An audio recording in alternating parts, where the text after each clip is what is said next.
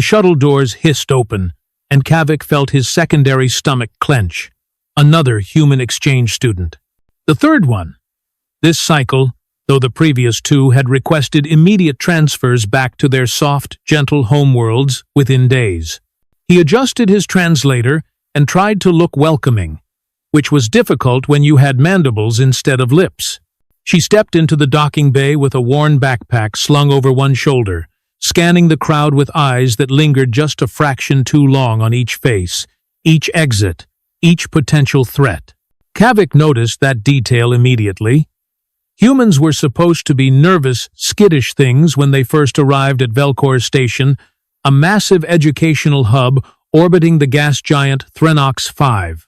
This one looked different. "Welcome to Velcor," Kavik said, his translator converting his chittering into something approximating human language. "I am Kavik, your assigned orientation guide. You must be Jenna Ortiz." "Just Jenna," she said, extending her hand. "Right." The human greeting ritual. Kavik had practiced this. He reached forward with his primary manipulator and immediately regretted it when her grip compressed his chitinous fingers with surprising force. Not aggressive, but confident. Strong. "Apologies," she said, releasing his hand. "Still getting used to the gravity here. It's lighter than home." "Lighter?"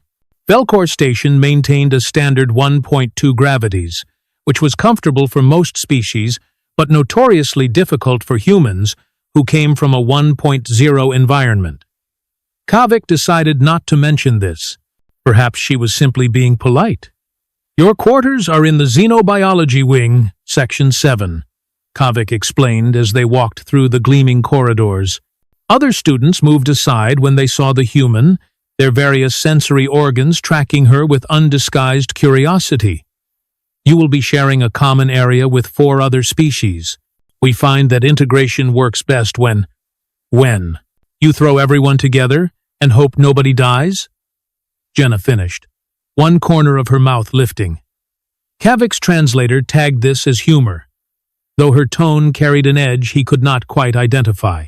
"No one has died in a dormitory incident in 3 cycles, Kavik said defensively.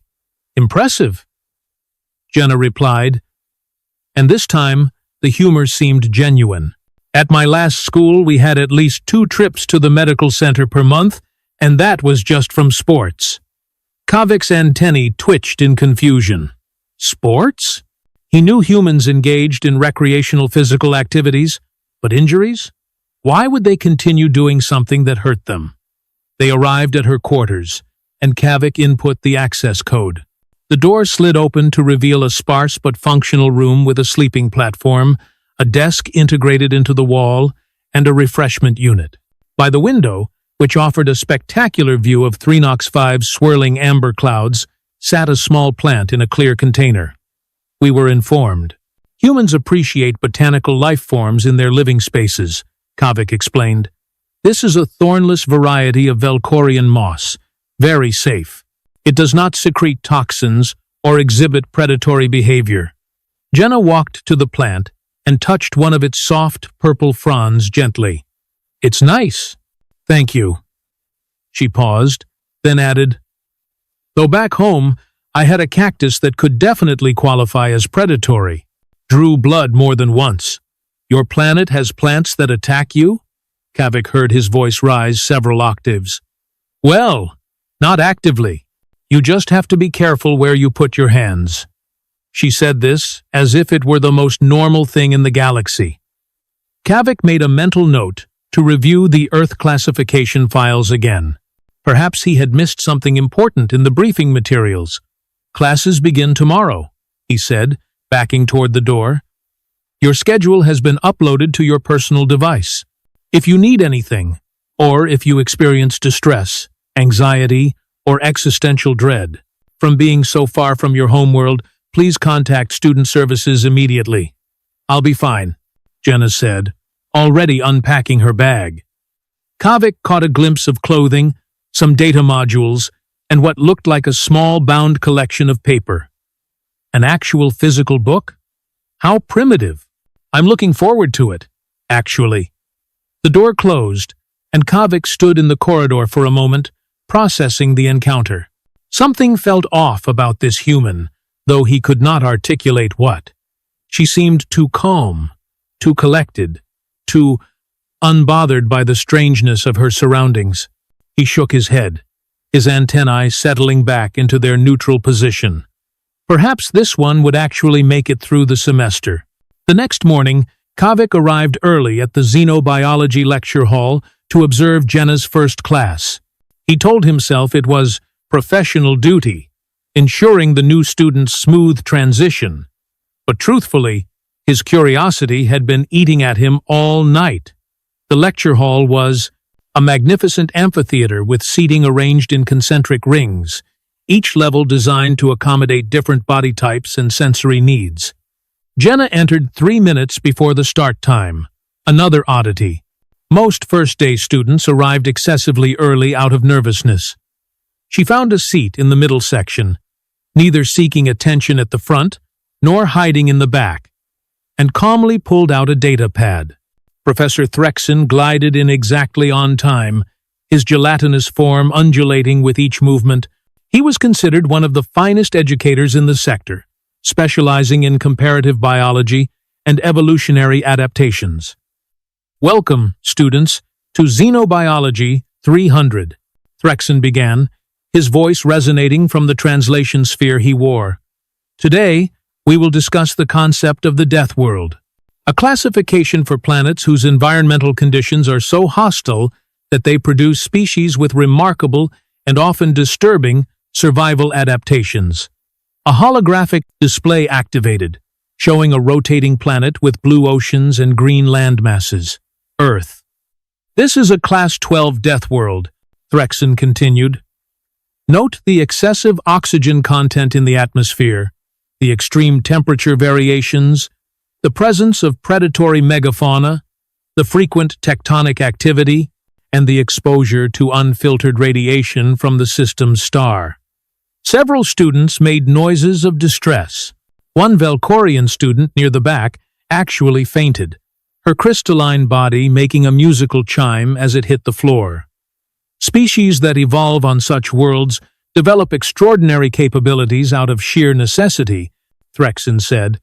Enhanced regeneration, extreme stress tolerance, disproportionate physical strength, and perhaps most notably, a psychological trait known as persistence hunting, where predators will pursue prey for days without rest until the target succumbs to exhaustion.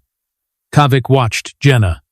She was taking notes, her expression neutral, showing no reaction to the implicit horror in Threxon's words. The humans are a prime example, Threxon said, zooming in on an anatomical diagram. Bipedal persistence predators with binocular vision, redundant organ systems, and the ability to consume and derive nutrition from mild toxins. Their homeworld features predatory animals weighing several tons, insects that can kill with a single sting, weather systems that can level entire settlements, and plants that have evolved numerous methods of chemical warfare. Excuse me, Professor? Jenna's voice cut through the lecture hall. Every sensory organ in the room swiveled toward her. Threxon's form rippled with what Kavik recognized as surprise. Yes, miss? Jenna Ortiz. I just wanted to mention that you left out the fungi. The fungi? There's one that takes over insect brains and turns them into zombies, forces them to climb to high places before killing them so the spores can spread better. She said this, conversationally, as if discussing the weather. And there's another one that can kill you if you breathe in the spores, though that's pretty rare. The Velcorian student, who had just regained consciousness, fainted again. I see, Threxon said slowly. Thank you for that. Additional information. No problem. Oh, and the diagram you have there has the kidney placement slightly wrong. We actually have 2 of them, and they're positioned more posterior, adjacent to the lower spine. Kavik watched in fascination as a human calmly corrected a galactic authority on xenobiology about her own species' anatomy. Threxen adjusted the hologram, his form taking on a color that suggested embarrassment. You are quite correct. My apologies. Have you studied anatomy? Just emergency field medicine, Jenna replied. You know, in case someone gets hurt during hiking or camping. Your recreational activities require emergency medical knowledge? Another student blurted out. A furred creature from Dernix 4. Well, yeah. If someone breaks an ankle 15 miles from the nearest road, you need to know how to stabilize it for transport. Or if someone encounters a bear and doesn't handle it right, or if someone eats the wrong berries, or if the weather turns and someone gets hypothermia. She trailed off, apparently noticing the stunned silence. Sorry, I'm probably oversharing. It's really not as dangerous as it sounds. Kavik felt his worldview shifting slightly. What kind of species needed combat medical training for their leisure activities? The lecture continued, but Kavik barely heard it. He was too busy watching Jenna, who remained relaxed and attentive, occasionally adding matter-of-fact observations about Earth's various hazards when relevant. Each contribution sent new waves of discomfort through the student body. After class, several students gave Jenna a wide berth as they exited. Kavik approached her in the corridor. That was an interesting first class, he said carefully. Was it? I thought it was pretty standard stuff. Jenna adjusted her backpack. The professor really knows his material. Jenna laughed, and the sound was surprisingly pleasant, lacking any malice. I mean, he's not wrong, technically. Earth does have a lot of things that can kill you, but it's home, you know? You grow up learning what to avoid and how to handle yourself, and it's fine. Learning what to avoid, Kavik repeated. On my world, there is nothing to avoid. No predators, no dangerous weather, no toxic plants. Safety is the default state. Huh. Jenna looked genuinely interested. That sounds nice, but also kind of boring? No offense. None taken. Though Kavik was somewhat offended. How is survival not boring?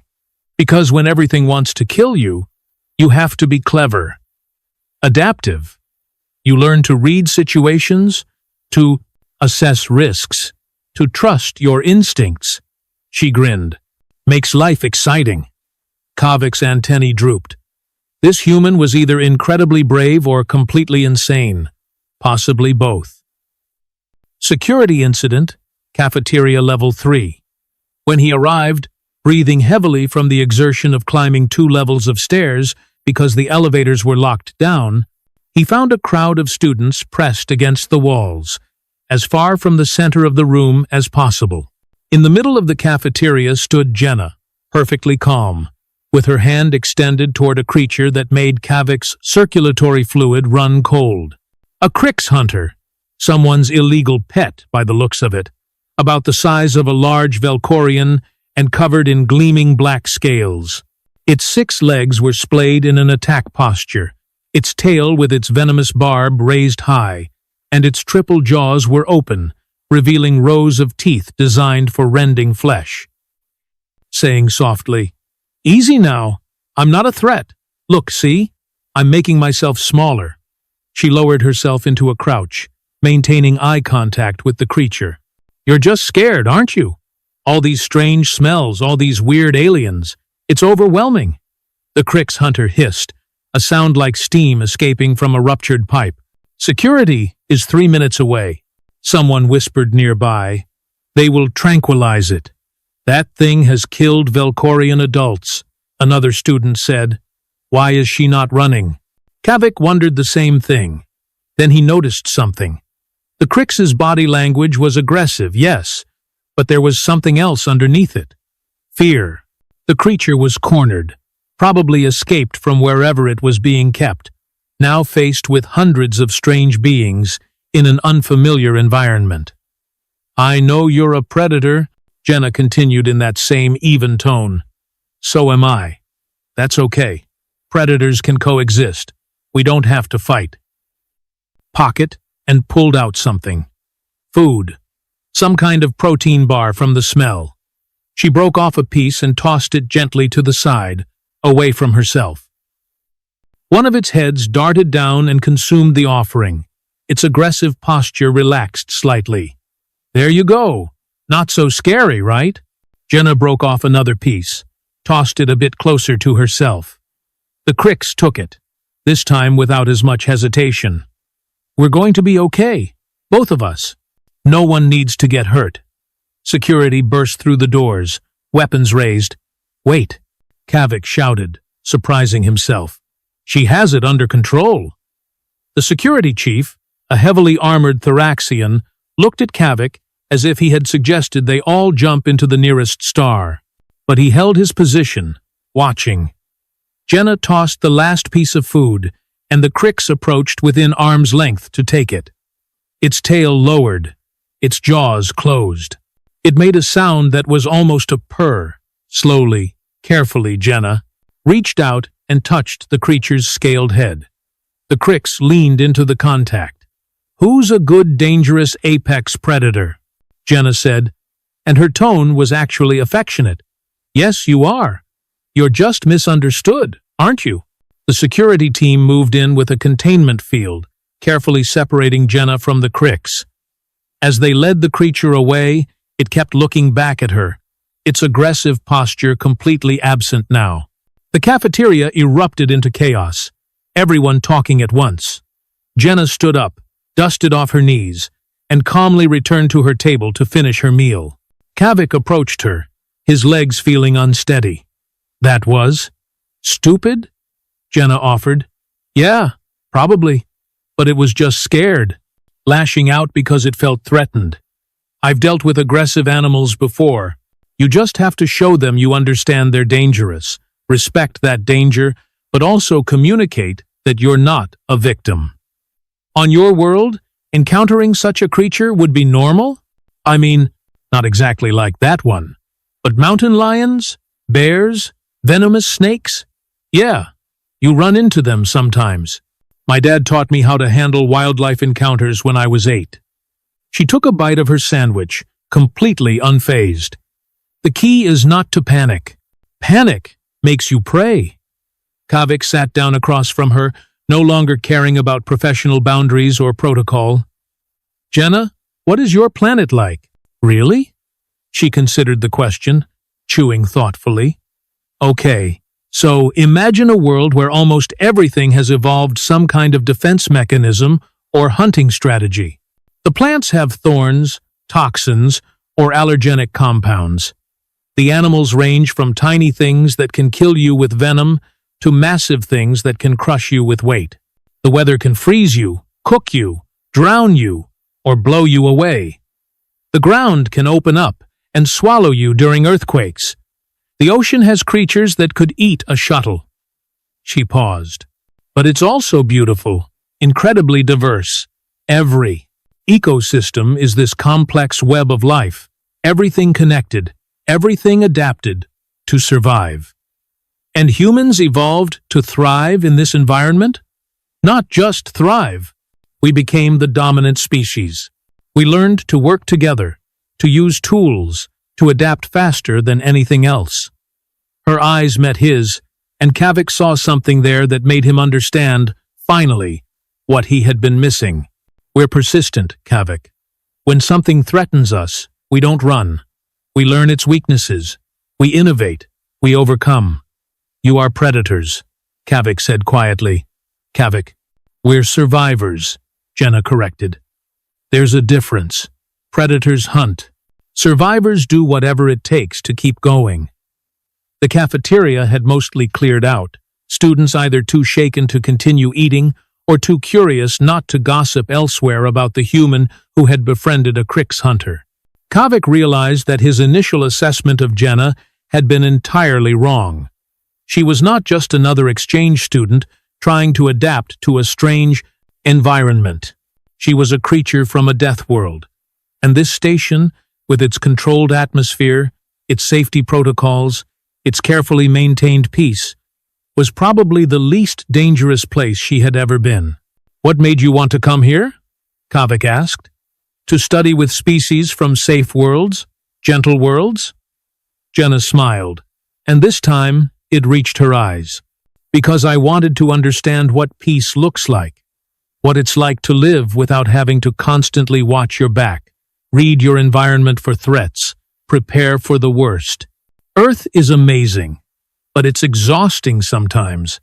I wanted to see what you all have built here. Cooperation without survival pressure. Knowledge shared without competition for resources. It's inspiring, actually. You think we are weak, Kavik said, not as an accusation, but as a realization. No, Jenna said firmly. I think you're lucky. You never had to develop the hard edges we did. That's not weakness. That's just a different path. She stood, gathering her trash. I should probably go apologize to security for the whole crick situation. Kavik watched her go, this small human with her worn backpack and her casual attitude toward creatures that could tear her apart. He thought about her planet, that impossible death world that forced its children to become either prey or predators, and somehow, impossibly, produced beings that could be both dangerous and kind. Word of the Crick's incident spread through the station faster than a reactor breach alert. By the following morning, Jenna had become something of a legend, though whether it was admiration or fear that drove the stories, Kavik could not quite determine. Probably both.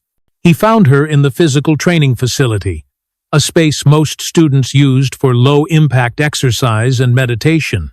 She was doing something that looked like controlled violence, her body moving through a series of strikes and blocks against an imaginary opponent. Her movements were precise, efficient, beautiful in their economy of motion. It is called martial arts, came a voice beside him. Kavik turned to see Professor Threxon, his gelatinous form pulsing with colors that indicated deep thought.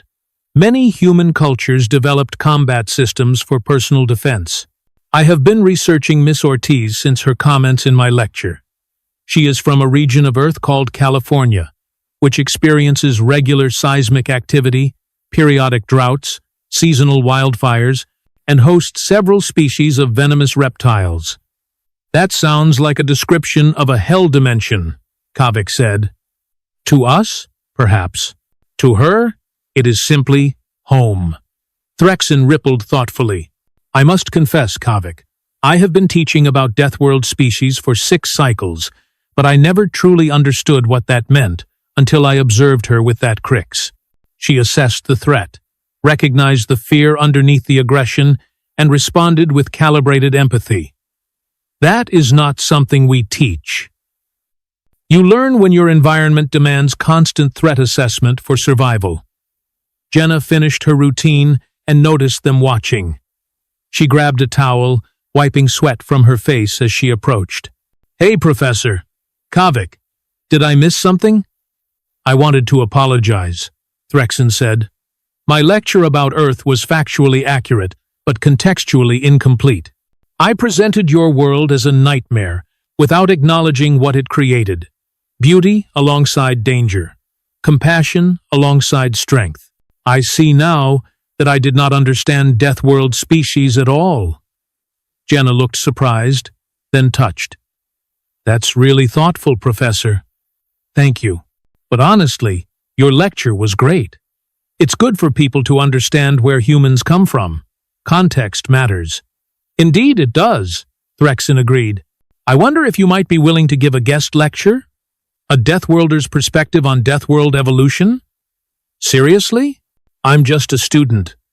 You are a primary source, Threxon said, and after yesterday's demonstration of your threat assessment capabilities, I believe the students would benefit from your insights. Jenna considered this, then grinned. Okay, sure, but I'm warning you, some of the stories might be intense. I will prepare medical staff on standby, Threxon said seriously.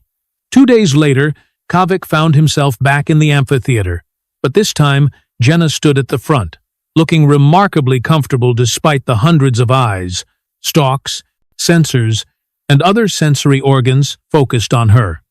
"So," she began, "Professor Threxon asked me to talk about what it's like growing up on Earth, and I figured the best way to do that is to tell you about the time I got lost in the Angeles National Forest when I was 13.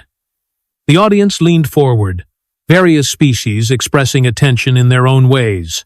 I was on a camping trip with my family.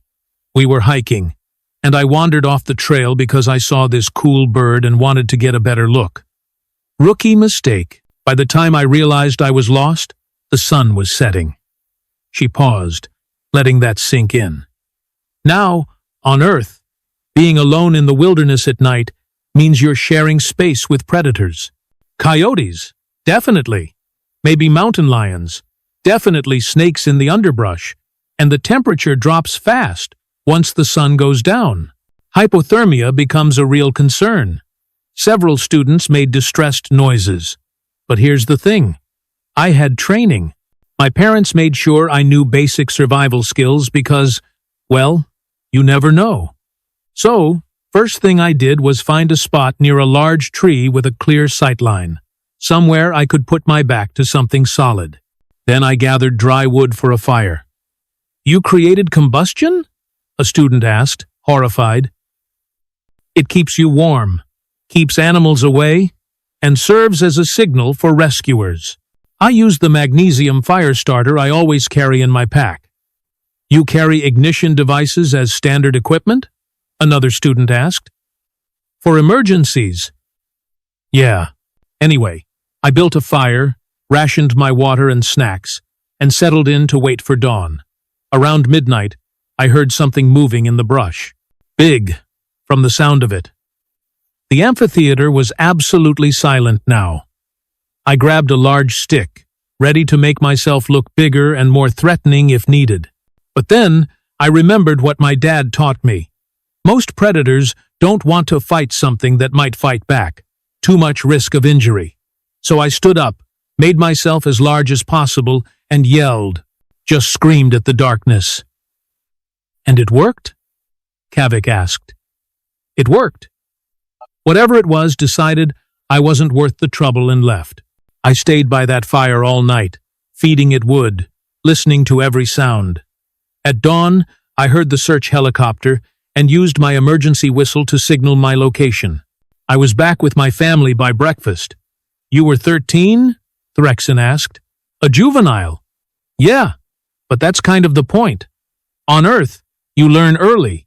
You learn to assess, adapt, and survive. It's not about being fearless. I was terrified that night, but fear is just information. It tells you to be careful, to pay attention, to respect the danger. It doesn't have to paralyze you." Jenna spent the next hour answering questions, each response revealing new horrors and wonders of Earth. She talked about learning to swim in oceans with rip currents, about earthquake drills in schools, about the time she encountered a rattlesnake on a hiking trail and had to slowly back away while it decided whether to strike, about allergies, which confused the students until she explained that sometimes human immune systems overreacted to harmless substances and could literally kill the person through inflammation. By the end, Kavik noticed something interesting. The students were not just horrified anymore, they were fascinated, impressed even. They were beginning to understand that Deathworld species were not just scary, they were remarkable, shaped by adversity into something resilient and adaptable. As the lecture ended and students filed out, many approached Jenna with questions, no longer keeping their distance. She answered each one patiently, her ease with the attention suggesting she was not someone who sought the spotlight, but was comfortable in it nonetheless. Kavik waited until the crowd dispersed, then approached her. "That was extraordinary. Thanks. I hope I didn't traumatize anyone too badly." "A few students may need counseling," Kavik admitted, "but I think they needed to hear it. We have lived our entire lives in safety, Kavik. We do not understand that the galaxy is not inherently peaceful. It is a dangerous place that we have made peaceful through technology and cooperation. Species like yours understand that on an instinctual level. I never thought about it that way, Jenna said. But yeah, I guess you're right. We're used to the galaxy being hostile by default. Which makes what you did with the Cricks even more remarkable, Kavik said. You recognized danger but chose compassion anyway. That is not instinct. That is choice. Jenna smiled. My mom used to say that anyone can be kind when it's easy. The real test is whether you can be kind when it's hard. Kavik's antennae rose in what he hoped conveyed respect. Your mother is wise. She's also terrifying when angry. But, yeah, pretty wise too. The semester continued, and Jenna settled into station life with an ease that surprised everyone except Kavik, who was beginning to understand that adaptability was perhaps the most powerful trait her species possessed. She excelled in her classes, particularly in any subject involving problem-solving under pressure or crisis management, which made sense given her background. She also accumulated what Kavik thought of as a collection of admirers, though not in a romantic sense. Students began seeking her out for advice on everything from conflict resolution to self-defense to how to overcome fear. She handled it all, with the same casual competence she brought to everything else. One evening, Kavik found her on the observation deck, staring out at 3NOx5's swirling clouds. He joined her at the viewport. Beautiful, is it not? Kavik said. Yeah, different from Earth, but beautiful in its own way. She was quiet for a moment. Do you know what I miss most about home? The safety of familiar dangers? She laughed. No, though that's poetic. I miss the ocean. The actual feeling of standing in waves, feeling the water push and pull, knowing that there's this massive force of nature right there, and you're just a tiny part of it. That sounds terrifying. It is, kind of, but also humbling, grounding. It reminds you that you're part of something bigger. She turned to look at him. I think that's what I've learned here. Actually, you've built something bigger too, just in a different way. A community of species working together, learning from each other. That's incredible. Built on the foundation of safety, Kavik pointed out, which your species had to fight for every day. Maybe. But maybe that's okay. Maybe the galaxy needs both kinds of species. The ones who build peace because they've known peace, and the ones who fight for peace because they've known danger. Together, we're stronger. Kavik considered this. Perhaps she was right. Perhaps the galaxy's future lay not in one type of species or another, but in the collaboration between them. The gentle and the fierce. The protected and the tested. I am glad you came to Velcor Station, Kavik said finally. Me too, Jenna replied. They stood together in comfortable silence, watching the gas giant's eternal storm, a human from a Deathworld and an alien from paradise, finding common ground in the spaces between their differences. And somewhere in that moment, Kavik realized that Jenna had not just come to understand what peace looked like. She had become part of it, bringing with her a perspective that made their excess, carefully constructed harmony stronger. The Deathworld girl was not a threat to their way of life. She was an enhancement to it.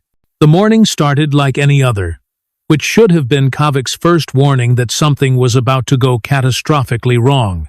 He was reviewing data charts in the Student Services office when the station-wide alarm began its distinctive three-tone sequence, not a drill. The pattern indicated a critical systems failure. His communicator crackled to life. All personnel, this is Station Commander Vrel. We have experienced a catastrophic failure in the primary atmospheric processors in sections 9 through 15. Secondary systems are offline. Evacuation protocols are in effect for those sectors. Emergency response teams report to your designated stations immediately. Kavik's mandibles clicked together nervously. Sections 9 through 15 included the xenobiology labs, the cultural exchange wing, and 3 residential dormitories. Thousands of students and staff occupied those areas. He was halfway to the Emergency Coordination Center when he literally collided with Jenna, who was running in the same direction. She had a data pad in one hand and what looked like a medical kit slung over her shoulder. "The dormitories," she said without preamble. "My roommate Plix is in Section 12. She has a respiratory condition. Without proper atmospheric mixture, she will have maybe 20 minutes before permanent damage. The evacuation teams will reach her," Kavik said, though his certainty wavered even as he spoke. "Will they? How many teams do you have? How many beings need evacuation? Do the math, Kavik."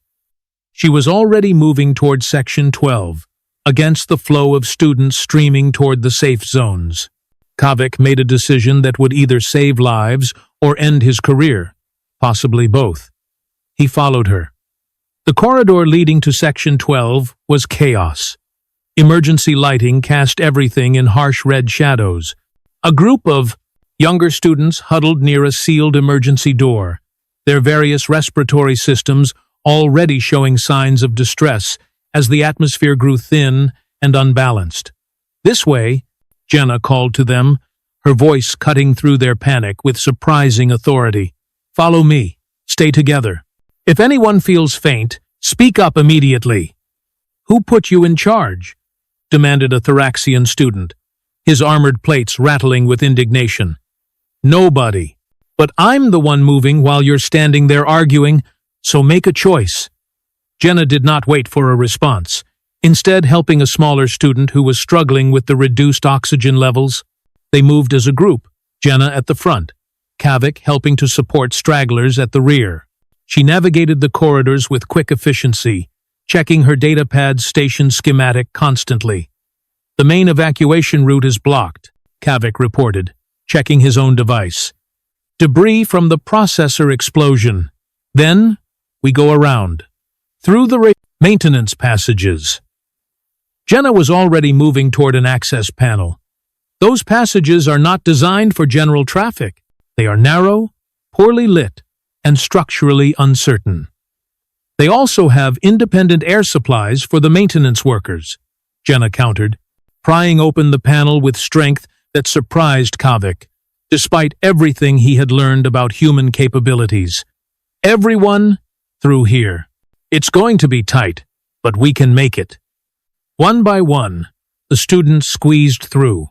The maintenance passage was exactly as Kavik had described, a claustrophobic tunnel barely wide enough for two beings side by side, with exposed piping and conduits running along the walls and ceiling. But Jenna was right about the air. The atmosphere here was stable, maintained by separate systems.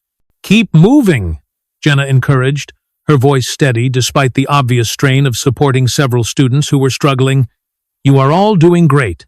Almost there." A deep rumble shook the passage. Dust and small debris rained down from above. Several students cried out in fear.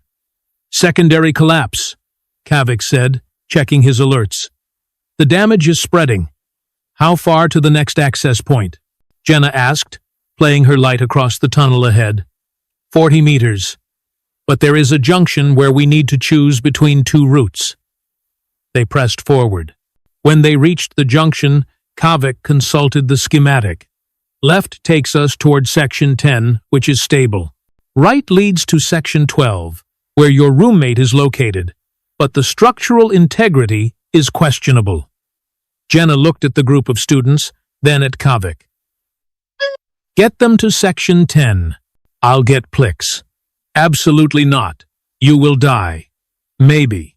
But if I don't try, Plix definitely dies." She turned to address the students. "Follow Kavik. He'll get you to safety. I promise." "This is insane," protested the Thoraxian student, though his tone had shifted from indignant to concerned. "You do not have to do this." "Yeah, I do. It's a human thing. We are really bad at leaving people behind." She managed to smile.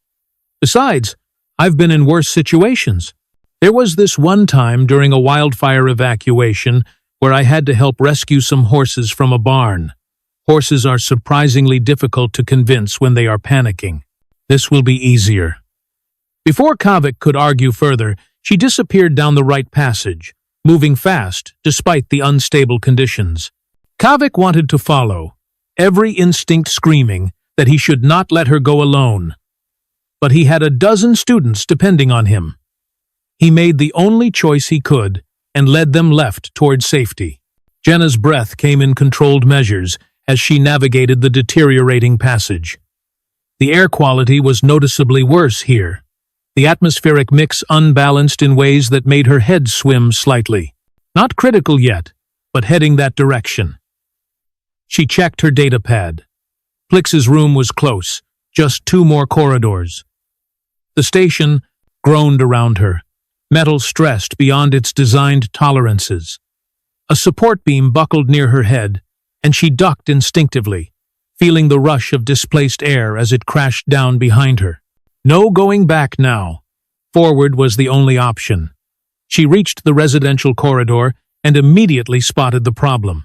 The doors were sealed, emergency protocols keeping them locked to prevent atmospheric contamination from spreading, which meant Plix was trapped inside with whatever air she had started with, and given her respiratory condition, that supply would not last long.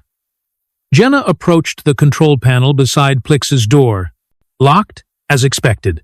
She pulled a small multi-tool from her pocket, something her father had given her years ago, with the advice that you never knew when you might need to improvise a solution. She pried off the panel cover and examined the circuitry inside. Okay, she muttered to herself. This is just like hot wiring a car, except it's a door, on a space station. With alien technology. No pressure. She identified what looked like the main power conduit and the secondary security circuit. If she crossed them just right, she might be able to override the lock. Or she might electrocute herself. 50-50 odds, really. She connected 2 wires, and the panel sparked angrily. The door remained closed. She tried a different combination. Another spark, this one singing her fingertips, but the lock indicator changed from red to amber. Progress. 1 more connection. The door hissed and began to slide open, though it jammed halfway. Good enough. Jenna squeezed through the gap. The room was filled with thin, barely breathable atmosphere. Plix, a crystalline-based life form whose body structure resembled delicate glass formations, was collapsed near her sleeping platform. Her normally vibrant colors faded to dull gray. Not moving. Plix! Jenna knelt beside her, checking for signs of life. There, a faint pulse of light from Plix's core. Still, alive, but barely. Jenna pulled an emergency breather from her medical kit and carefully fitted it over Plix's primary intake orifice. She activated the device, and pure oxygen began flowing. Slowly, color returned to Plix's crystalline structure. Her optical sensors focused on Jenna. You came back, Plix said weakly through her translator. You should have evacuated. Yeah, well, we already established that I make questionable decisions. Jenna helped Plix sit up. Can you walk? I believe so. But the corridors are a disaster. Yeah, we are taking the scenic route. She supported Plix as they moved toward the door. Just stay with me. We've got this. Getting back through the maintenance passage was significantly harder, with Plix's fragile structure requiring careful navigation through the tight spaces. Twice, Jenna had to physically lift her roommate over obstacles, and once they had to wait while a damaged conduit finished venting superheated steam before they could pass. When they finally emerged into the stable section, where Kavik waited with the other students, Jenna's muscles were screaming, and her lungs burned from exertion in suboptimal atmosphere. But Plix was alive, and that was what mattered. Kavik rushed forward, his relief evident in every movement. You reckless, foolish, magnificent human, I thought you were dead. Takes more than a collapsing space station to kill someone from California, Jenna said, managing a tired grin. We have earthquake training. That is not the same thing at all, Kavik protested. Close enough. The aftermath of the atmospheric failure took 3 days to fully resolve. Engineers worked around the clock to repair the damaged processors, while emergency teams completed evacuation and rescue operations. Miraculously, there were no fatalities, though several dozen beings required medical treatment. Jenna found herself summoned to Station Commander Vrel's office, which was never a good sign.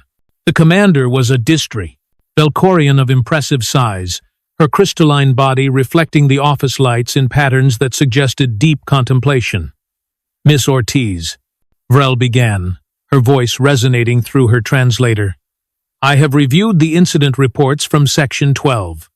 Multiple witnesses confirm that you led a group of students through maintenance passages, then returned to rescue your roommate from a sealed residential unit in a compromised sector." "Yes, Commander." Jenna kept her tone neutral, preparing for disciplinary action.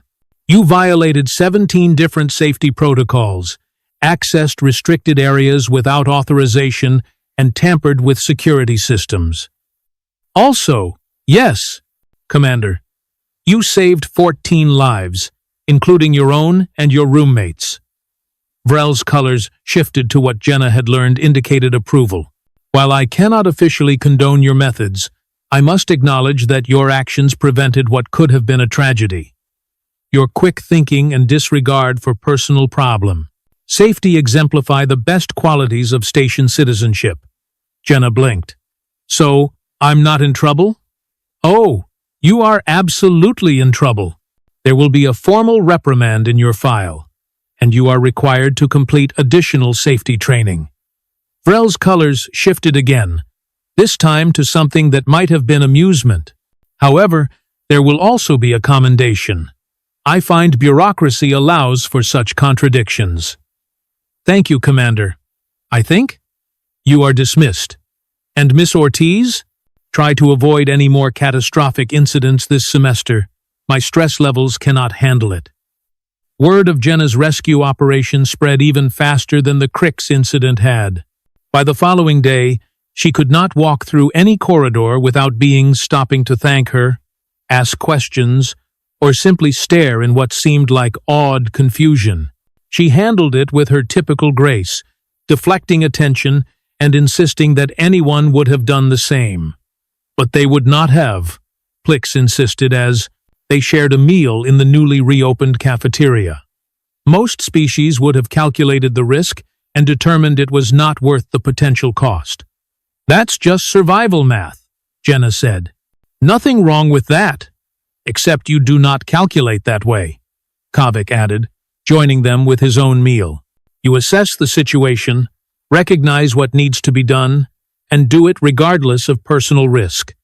That is not mathematics. That is instinct." "It's training," Jenna corrected. "On Earth, we teach kids to help others even when it's dangerous. Firefighters run into burning buildings. Lifeguards swim into rough waters.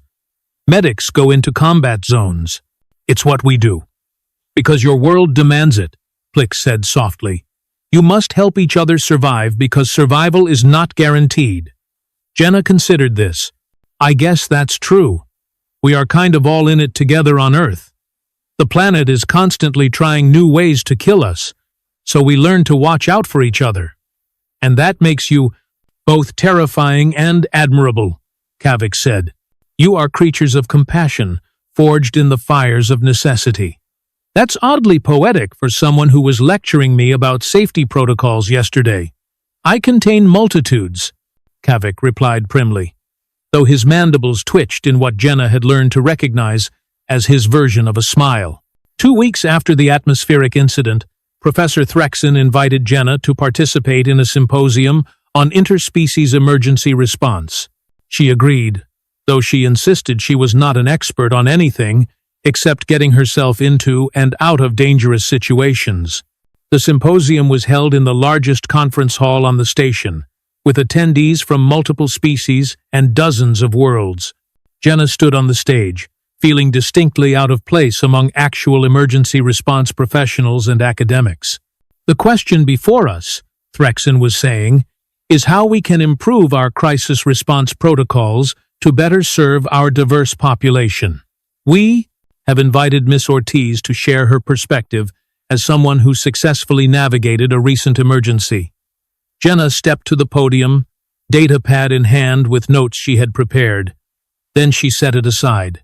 This was not something you could read from a script. "I'm not going to pretend I'm an expert," she began. "But I can tell you what I observed during the atmospheric failure. The protocols you have are solid, but they assume ideal conditions and rational actors. Emergencies are neither ideal nor rational." She pulled up holographic footage from the security cameras showing the chaos in the corridors. "See here? This group of students is frozen. They are following their training, which tells them to wait for emergency teams. That's not wrong, but it assumes emergency teams can reach everyone in time. In reality, sometimes you have to move before help arrives. Are you suggesting we teach students to ignore safety protocols?" asked an official from the station's safety commission, his tone sharp. "I'm suggesting you teach them when it's appropriate to adapt protocols based on conditions. On Earth, we have a saying, 'No plan survives first contact with the enemy.' In this case, the enemy was the situation itself. You need people who can assess, adapt, and act." She advanced the footage to show her leading the group through the maintenance passages. This was technically against protocol, but it was also the right choice given the circumstances. The key is teaching people how to make that evaluation, not just follow the rules blindly, but understand the principles behind the rules so they can make informed decisions when conditions change. That level of individual judgment is dangerous, another official argued. It could lead to chaos. "It could also save lives," Jenna countered. "Look, I get it. You have built something amazing here. A station where dozens of species coexist peacefully, where safety is the default assumption. That's incredible. But the galaxy is not safe. Sometimes danger finds you anyway, and when it does, you need people who can handle uncertainty." Threxon's form pulsed with colors, indicating interest. "You are proposing a fundamentally different approach to safety. Instead of eliminating risk, accept it as inevitable and prepare beings to handle it." "Exactly. You can never make anything completely safe. But you can make people more resilient. Teach them problem-solving under pressure. Give them confidence in their own judgment. Show them how to stay calm when everything goes wrong." She paused, then added, "Basically, give them the tools humans develop on Deathworlds, just without the actual Deathworld part." The symposium devolved into vigorous debate after that, with officials and academics arguing about the merits and risks of Jenna's proposed approach. She stepped back and let them hash it out, content that she had at least started a conversation. Later, as the attendees dispersed, a young Dernixian student approached her nervously. "Miss Ortiz, I wanted to thank you.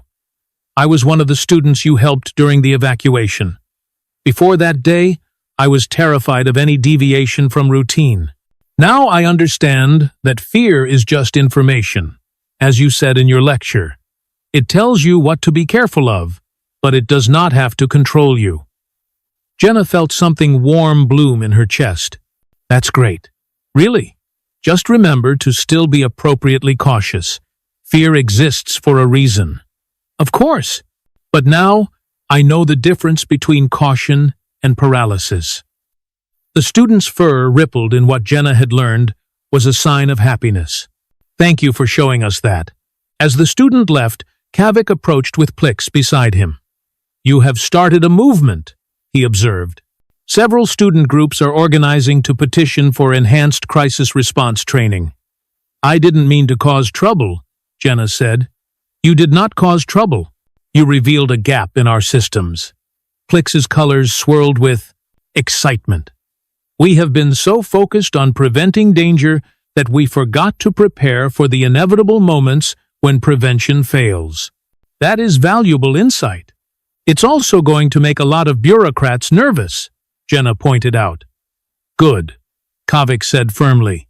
"Comfortable bureaucrats become complacent bureaucrats.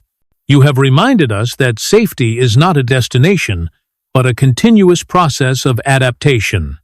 The semester wound toward its conclusion faster than Jenna expected. Her classes went well, she made friends across multiple species, and she somehow managed to avoid any further life-threatening incidents, which everyone agreed was a positive development. On her last evening before returning to Earth for the break, she found herself back on the observation deck with Kavik and several other students who had become her regular companions. They watched 3NOx5's eternal storms in comfortable silence, a mix of species that would have seemed impossible just months earlier. "Will you return next semester?" Plix asked, her crystalline body reflecting the gas giant's amber light. "Yeah," Jenna said. "Definitely. There's still so much to learn here. And so much for us to learn from you," Kavik added. "You have changed this station, Jenna. Made us question assumptions we did not even know we held. I just did what anyone would do." "No," said the Dernixian student who had thanked her at the symposium. His name was Torvik, and he had become a regular presence in their group. "You did what humans do, what Deathworld species do. You saw problems and fixed them. You encountered danger and adapted. You faced fear and moved forward anyway." "That does sound pretty dramatic when you put it that way," Jenna admitted with a laugh. "Because it is dramatic," Plix insisted. "We have spent so long in our comfortable spaces that we forgot what it means to be truly alive. You reminded us." "Now you are all getting philosophical," Jenna protested. "I'm just a student who had happened to grow up in a place that required paying attention to your surroundings." "You are a human," Kavik said simply. "From a planet that tried constantly to kill you, yet produced a species capable of incredible compassion alongside incredible strength. You are a product of the Deathworld, but you chose to bring not just its lessons of survival, but its lessons of community. That is remarkable." Jenna felt her eyes getting suspiciously moist. "Okay, now you are trying to make me cry, which is unfair because humans cry when they are emotional, and it's embarrassing." "Why is emotional expression embarrassing?" Torvik asked, genuinely curious. "It's complicated. Cultural thing." She wiped at her eyes. "But thank you, all of you. Coming here was supposed to be about me learning from you, but it turned into something more." "Mutual growth," Threxen said, approaching the group. Jenna had not noticed him arrive, but somehow she was not surprised to find him there. "The best educational experiences are bidirectional. You came seeking to understand peace. We learned to understand resilience. Both perspectives are valuable." "So what happens now?" Jenna asked. "Do things go back to normal after I leave?" "Normal has been redefined," Threxen replied. "The Safety Commission is implementing new training protocols based on your recommendations. Several academic departments are revising their curricula to include more practical crisis response components. And most significantly, we have 3 new exchange applications from Deathworld species, beings who previously assumed they would not fit in here. Because you showed them it was possible," Plix added. "You bridged the gap between soft worlds and hard worlds." "I just showed up and tried not to die," Jenna said. "Exactly," Kavik said, his antennae waving enthusiastically. "You were authentically yourself. You did not pretend to be less capable or less fierce than you are, but you also showed us that fierce can be kind. Dangerous can be compass."